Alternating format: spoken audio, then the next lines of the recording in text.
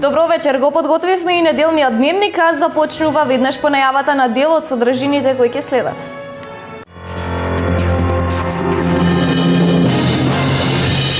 Слободни и фер избори на 24 април кои треба да резултираат со создавање на стабилна и доследна влада, да не се испушти самитот на НАТО во Варшава, е ставот на Демократската партија за интеграција. Во 33 општини низ државата се отворени канцеларии во кои граѓаните поблиску ќе може да се информираат за бенефитите што ги нуди најновиот проект Купи куќа за млади. Средното општинско училиште Колен Ехтенин од Штип со 2 проекти аплицира за европски пари. Проектите ќе се реализираат со 2 основни училишта од Сандански и Бугарија.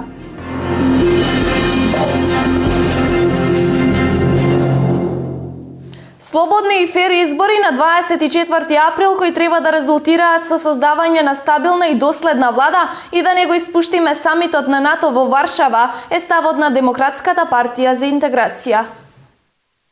Ставот на Демократската партија за интеграција во врска со датумот на одржување на парламентарните избори во државата, содржан во генералните заклучоци на Генералниот совет на партијата објавени синоќа, е слободни и фер избори на 24 април, кои треба да резултираат со создавање на стабилна и доследна влада. Придонесот за една сигурна и позитивна атмосфера е неопходен за организирање слободни и фер избори на 24 април 2016, што треба да резултира со создавање на стабилна и доследна влада, за да има можност, меѓу другото, да се соочи со евроатлантските интеграции, спорот со името, меѓусоседските и меѓуетничките односи, очекувањата и препораките на Европската комисија, на самитот на НАТО во јули и бегалската криза на Блискиот Исток се наведува во заклучоците на партијата. Овој став на вчерашната седница го изнеси и лидерот на партијата Али Ахмети. Тој меѓу другото истакнал и дека се е постигнато со целосна согласност меѓу 4 политички партии и меѓународната заедница, вклучувајќи го и датумот 24 април.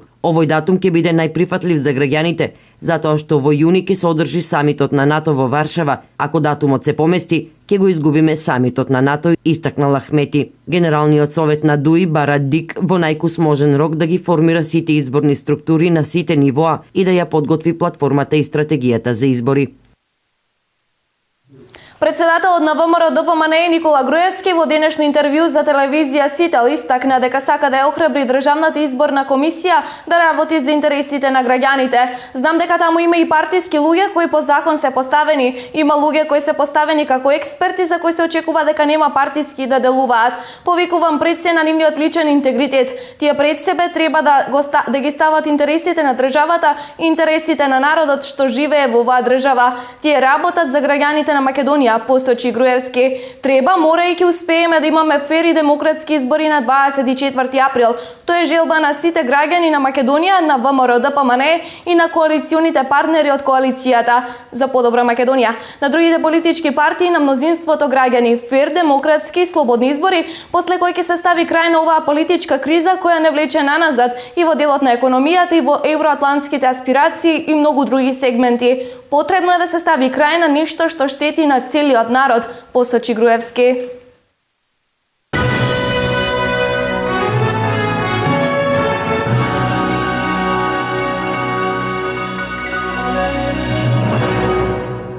Во 33 општини низ државата се отворени канцеларии во кои граѓаните поблиску ќе може да се информираат за бенефитите кои што ги нуди најновиот проект Купи куќа за млади. Канцелариите се наоѓаат во подрачните единици на Управата за имотно-правни работи и Управата за јавни приходи. Покрај за овој проект граѓаните ќе може да се информираат и за проектот Купи куќа, купи стан.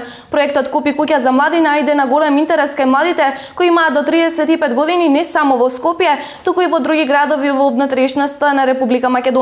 За да го приближиме проектот до младите луѓе и да можат на едно место да добијат информации за условите, учеството, банките и плацевите, отворивме канцеларии во 33 општини во подрачните единици на Управата за имотно-правни работи и Управата за јавни приходи, изјави денеска вице-премиерот и министер за финансии Зоран Ставрески, додавајќи дека во текот на февруари ќе биде организиран и караван низ повеќе градови во Република Македонија, така што на тој начин ќе им се доближи проектот на младите луѓе.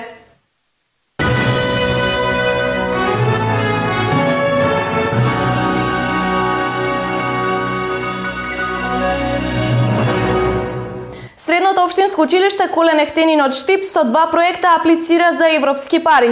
Проектите кои се однесуваат на искористување на сончевата енергија ќе се реализираат со 2 основни училишта од Сандански Бугарија. Средното општинско училиште Колен Ехтенин од Штип со проекти за финансирање од ИПА фондовите. Заедно со 2 училишта од град Сандански Бугарија работат на 2 проекти кои се однесуваат на искористување на сончевата енергија, пропратени со обуки за наставниците и учениците. Првиот проект кој не е веќе подпишан станува збор за иновативни методи во искористување на сончевата енергија, конкретно станува збор за обука најнапред на наставници од стручни компетентни лица кои веќе ги имаат обуките поминато во Коблец, Германија, понатаму обука на ученици и заедно со работка со 2 училишта, со Република Бугарија и нашето училиште, размена на искуства, размена на знаења и дружење на учениците заедно со наставниците. Конкретно за монтирање на фотоволтаични колектори, сончеви колектори, хибридни колектори за искористување на сончевата енергија. Вредноста на двата проекти е околу 180.000 евра. Проектите се некаде првиот е околу 60.000 евра вкупно, значи збориме за вкупна сума, каде во првиот проектот со земјоделското училиште ние сме лидер партнер носител на проектот, додека во второто училиште таа е некаде околу вториот проект се извинувам, околу 120.000 евра и таму се носители партнерите од Бугарија. Придобивките од проектите се дополнителното знаење на учениците и наставниот кадар со предвидените обуки и пред се опремата која дополнително ќе се обезбеди, а која потоа ќе остане во трајно користење на Средното општинско училиште Колен Ехтенин. Истата ќе биде употребена за заштедување на електричната енергија преку користењето на сончевата енергија. Продолжуваме со настаните кои одбележаа минатата недела. Општина Пехчево во периодов интензивно работи на промена на деталните урбанистички планови на старата индустријска зона во Пехчево, Стара касарна и на туристичката населба Равна река. Општина Пехчево ја започна постапката за донесување на детален урбанистички план на место Стара касарна, со што за овој дел од Пехчево познат како Стара индустријска зона, ќе се отвори можност за нови градби и доградби на објекти согласно генералниот урбанистички план. На овој дел од Пехчево се стари објекти, како што е старата касарна и амбуланта, кои се веќе продадени на инвеститорот, истакна градоначалникот Поповски. Тој исто така додаде и дека донесувањето на деталниот урбанистички план за старата индустријска зона е значајно, бидејќи се отвара можност за заживување на овој дел од Пехчево.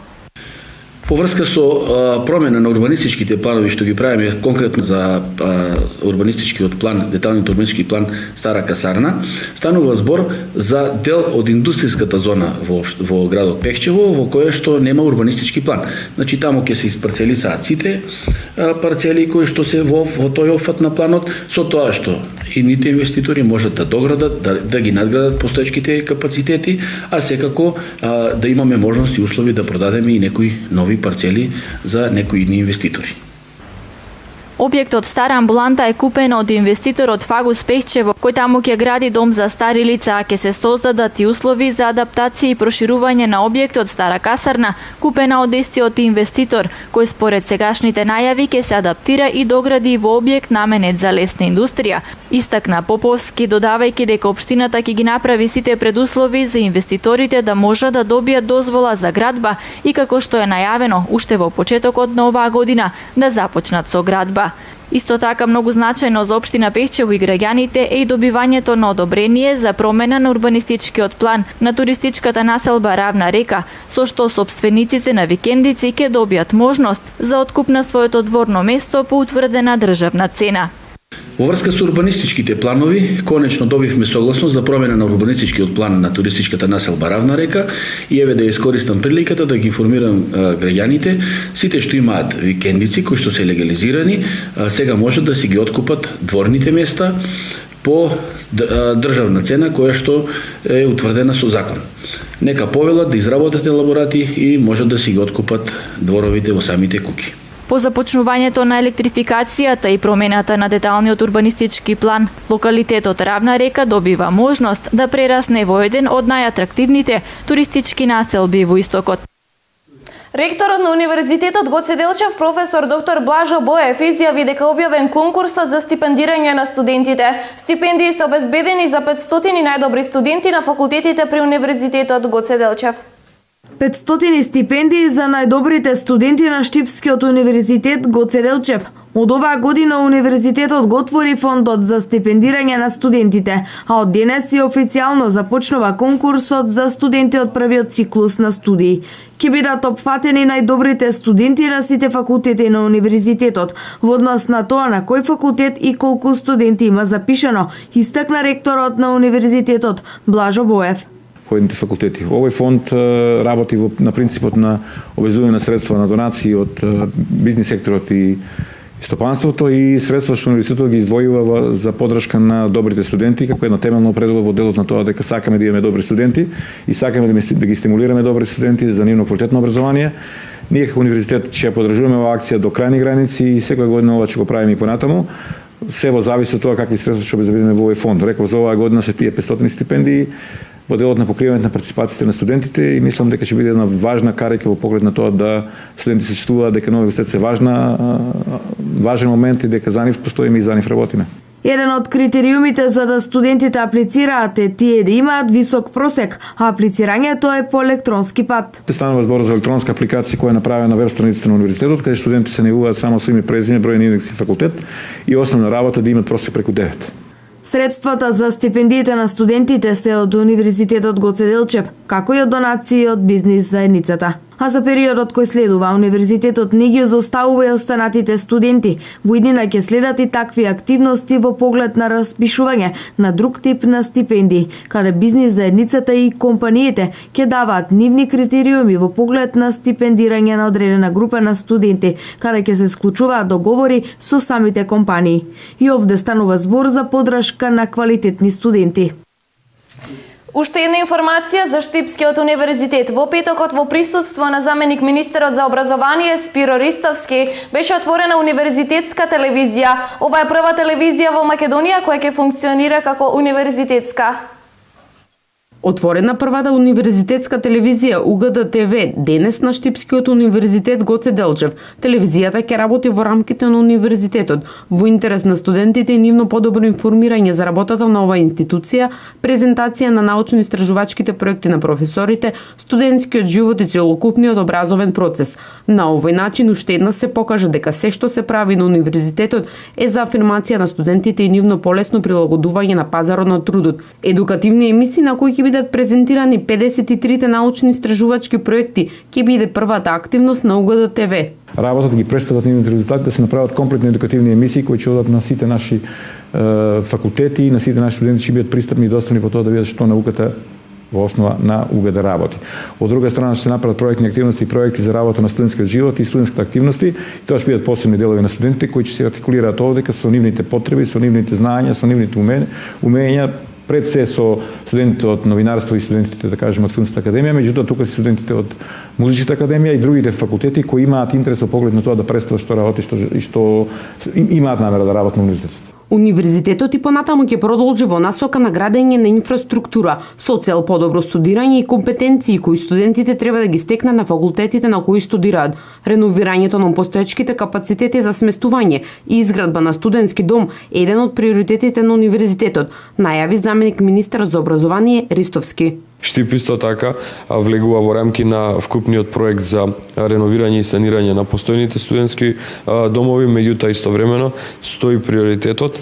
Јас не можам да гарантирам за 2016 година, но соодветно на потребите на универзитетот и во комуникација со управата, во следниот период ќе направиме проекција за потребните студентски места за градот Штип. Потврда за успешно работење на Универзитетот Гоце Делчев од Штип е новото рангирање објавено од страна на јавниот истражувачки центар Вебометрикс во Шпанија. Штипскиот универзитет се наоѓа на 1970-то место меѓу над 25.000 универзитети во светот рангирани според цитираност. Вебометрикс рангирањето го прави според неколку критериуми. Едни од нив се географската големина на универзитетот, објавените научни трудови и бројот на академски работници, популарноста и посетеноста на сајтот на универзитетот и влијанието на веб страницата. Продолжуваме со информација од регионот. За средства од ИПА програмата општина Пробиштип аплицираше со два покрупни и значајни проекти. За реализација на истите потребни се околу 450.000 евра. Општина Пробиштип со средства од ИПА програмата аплицираше со два проекти. Аплициравме со еден проект кој што се однесува на реконструкција, односно адаптација на Дом на култура, односно планираме да го правиме таа зграда да биде реконструирана и да биде општинска зграда, а другиот проект по кој што аплициравме е во делот на културата и е изградба на музејот за ретки минерали, односно до изградба, затоа што ние веќе како општина ги имаме поставено темелите на истиот и сега да користиме средства да го доизградиме. Инаку од општината имаат право да аплицираат и невладени организации, училишта и градинки. За сега само Домот на културата Злетовски рудар аплицираше со 2 проекти. Едниот проект се однесува на внатрешната реконструкција, односно внатрешно интериерно уредување на киносалата. Комплетна промена на прозорци, врати, седишта, бина, доуредување, плафони и така натаму. И едниот проект се однесува во делот на повеќе меки мерки, така ќе кажам, и набавка на опрема. Детската градинка Гоце Делчев аплицираше со продолжение на веќе првиот проект кој што го има добиено. Сега исто така и овој проект се однесува во делот на енергетска ефикасност, но само за еден друг клон. Десетина институции од општина Пробиштип аплицираа со проекти кои можат да се финансираат од европски пари. За реализација на овие 2 проекти, општина Пробиштип од ИПА програмата бара околу 450.000 евра.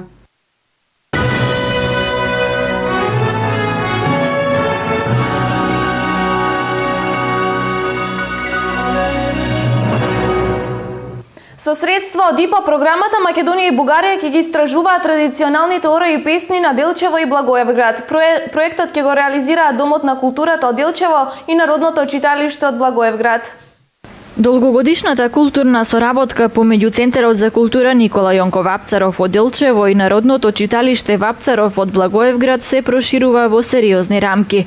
Со заеднички проект преку ИПА програмата за прекугранична соработка помеѓу Република Македонија и Република Бугарија за зачувување на културното наследство во двата региони. Тие ќе ги истражуваат различните, но и заедничките песни и ора, кои традиционално ги негува народот во Пијанец и регионот на Благоевград.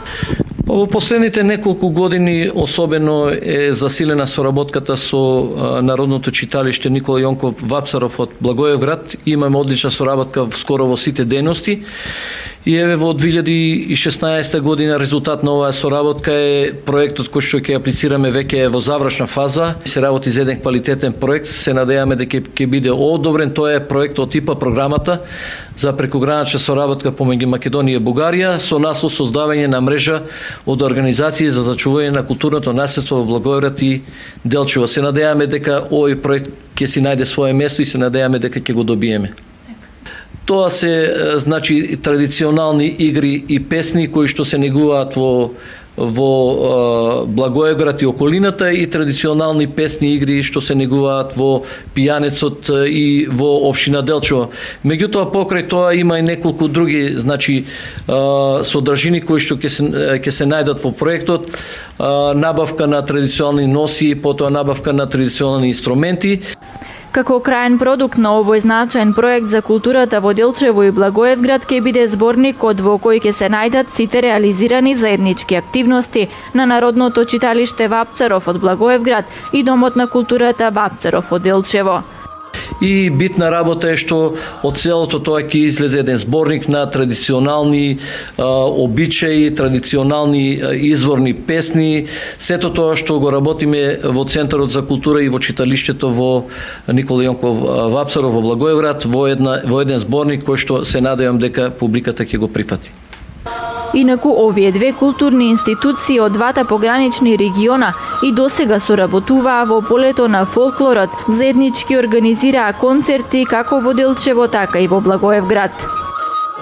Заменик министерот за земјоделство, шумарство и водостопанство Ванчо Костадиновски со стручни соработници од водостопанството изврши увид на предвидената локација кај Козијачка река, каде до крајот на 2016 треба да се изгради нова брана. Инвестицијата ќе чини 10 милиони евра.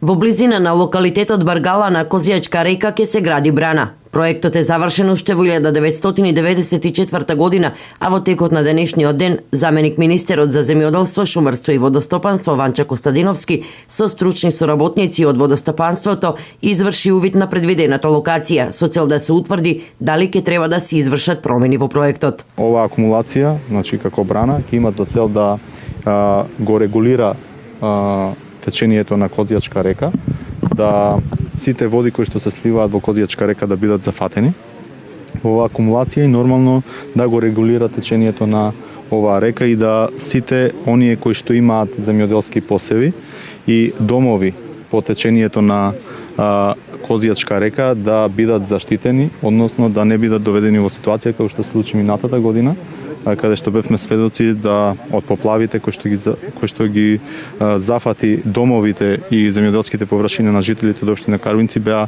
навистина погодени.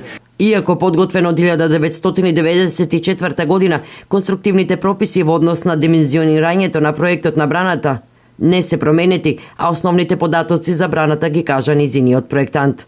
Оние најинтересните податоци за браната се незината висина, 49 метри е висока над теренот, има должина на круната околу 183 метри, косините се димензионирани 1:2, 1:1,9 и така натаму. Вкупниот материјал за телото на браната е 475.000 метри кубни и раздвоени се 73.000 се за глината. Најголемиот дел е камен за потпорните тела на браната, 351.000, другото се филтерските материјали за заштита на глиненото јадро. Со таквите карактеристики на браната се овозможуваат 4,5 милиони отприлика метри кубни, округла бројка метри кубни вода во акумулацијата, со коти на нормално ниво, на максимално ниво и така натаму, и површината на водното огледало е 22,5 хектари. Значи, акумулацијата која ќе биде направена браната, која ќе се оформи акумулацијата, ќе бидат потопени околу 22,5 хектари. По увидот на теренот, она што ќе следува е ревидирање во однос на измените во законите за изградба, животна средина, урбанистичко планирање и да се дополни потребната документација. Изградбата на браната ќе значи повеќе вода за земјоделските површини, а со тоа и поголема реколта. 1000 хектари да се наводнуваат не е мала работа. Приносите што имаме на суво и под наводнување не се исти. Знаете дека во овој, например, пченката, во овој округ има околу 4 до 4,5 тона. Меѓутоа со наводнувањето, со примената на добра земјоделска пракса, со примената на системот капка на капка, приносите може да се движат од 12 до 14 тона по хектар, а силажата околу 70 до 80 тона. И земјоделците задоволни, бидејќи со децении чекаат вода за нивните земјоделски површини. Па до сега види, проблемот ни беше само водата, немаме вода. Надежта наша беше денеска, утре, 20, 30, 40 години, 50 години. Јас се сеќавам многу пати доваѓа тука, правеа бушотини, ваа година ќе биде. Јас од како памтам за мене, сега сум 64 години, значи 40 години браната ќе биде, па фала Богу, ако сега успее да биде, па още 40 може ќе живеем, па да гледам и таа убавина од земјоделците, моето село, за водата е богатство. Имаме вода, имаме богатство. Нема вода, нема ништо. Освен за земјоделците, новата брана ќе биде од големо значење за сите жители на општина Карвинци, посебно во случаи на обилни дождови. Знаејќи сите дели какво невреме не зафати и општина Карвинци, имавме многу поплаки, особено на Козјачка река. Можам слободно да кажам дека и вие новинарите се запознати дека во селото Кучица имавме огромни проблеми, во селото Којзак, да не зборам во селото Карвинци, во населеното место Карвинци, таму кај патот не го сруши и многу ниви што ги постоја, сега се срушени. Буквално ги нема. Така да со ова брана ќе се контролира, ќе се регулира речното корито и се надеваме дека после изградбата на ова брана нема да имаме вакви проблеми. Браната треба да започне да се гради до крајот на 2016-та, зашто владата на Република Македонија обезбеди 10 милиони евра. Освен оваа, во иднина е предвидена изградба на уште неколку брани во регионот, кои ќе послужат за заштита на земјиштето во случај на поплави.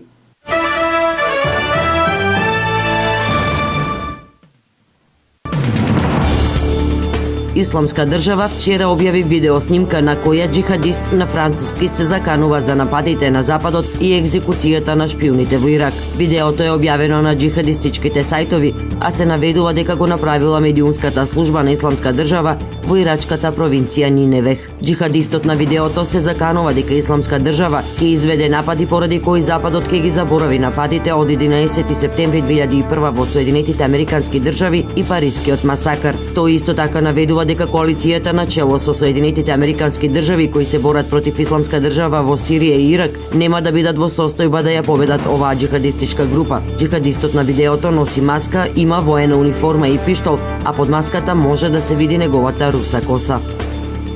Во фабрика во Москва во која синоќ е избувнал пожар, пронајдени се 12 тела. Се сомнева дека пожарот е подметнат. Полицијата спроведува истрага за да ја утврди причината за смртта и дали пожарот навистина е подметнат со цел да се прикрие друг злочин. Засега истражните органи потврдиле дека на местото на пожарот се најдени 12 тела и дека се уништени или оштетени 3000 квадратни метри простор за шиење во источна Москва. Кривичната истрага е покрената кога пожарникарите кои го ставија пожарот под контрола околу 23 часот вчера почнале да ги пронаоѓаат телата. Американскиот лидер Барак Обама за прв пат како претседател на Соединетите Американски држави ќе посети американска џамија наредната недела во знак за одбрана на верската слобода, соопштува Белата куќа во Соединетите Американски држави. Обама би требало во среда да ја посети џамијата во Балтимор, каде ќе биде одржан и состанок со муслиманската заедница. Американскиот претседател за време на оваа посета ќе го потврди значењето на суштинските вредности во Соединетите Американски држави и ќе се залага за заштита на традицијата за верска слобода, стои во соопштението.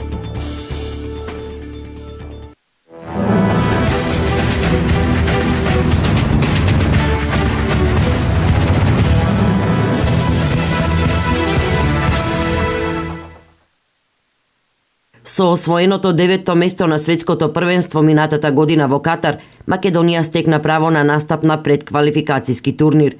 Противници на Македонија во групата од која две селекции ќе играат на Олимписките игри во Рио де Жанеиро ќе бидат Тунис, Полска и Чиле.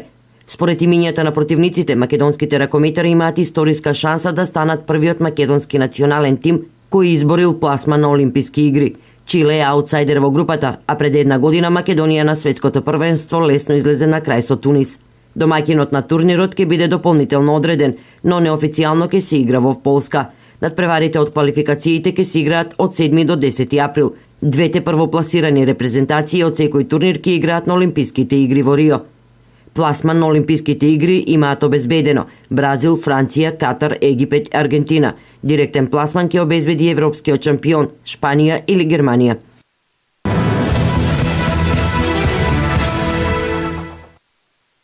Одлични надпревари беа одиграни синоќа во Мемфис, Кливленд и Хјустон во НБА лигата. Кливленд беа домаќини на повеќекратните шампиони Сан Антонио, па на крајот славеа со 117-103. Леброн Джеймс го водеше својот тим до победа од 29 поени и 7 асистенции, а му помагаа уште Кевин Лав со 21 поен и 11 скока, како и Кајри Ирвинг со 21 поен. Леонард постигна 24 поени во составот на Спарси, а Ламаркус Олдрич заврши со 15 поени. Во Мемфис, Гризлис со 121 спрема 117 го совладаа Сакраменто во одличен меч. Кај домашните блескаа Грин со 29 поени и Марк Гасол со 22 поени, додека Руди Геј постигна 21 поен на спротивната страна. Уште понеизвестно беше во Хјустон, каде Рокетс загуби од Вашингтон 123 спрема 122. На Хјустон не му помогна ниту изворедниот Джеймс Харден кој постигна 40 поени, дополнети и со 11 асистенции, како ниту 20 поени на Двајт Хауард. Џон Вол за Вашингтон постигна 19 поени плюс со 13 асистенции. Нов пораз, овој пат во Њу Орлеанс, доживеа Бруклин со 105 спрема 103. Брук Лопес доминираше кај гостите со 33 поени и 10 скока, а Холидеј со 26 поени и Рајан Андерсон со 24 поени донесоа победа за Пеликанс. Торонто во синокешниот надпревар беше подобар од Детроит, победувајќи со 111 спрема 107. Дерозан беше човек на одлука со постигнати 29 поени.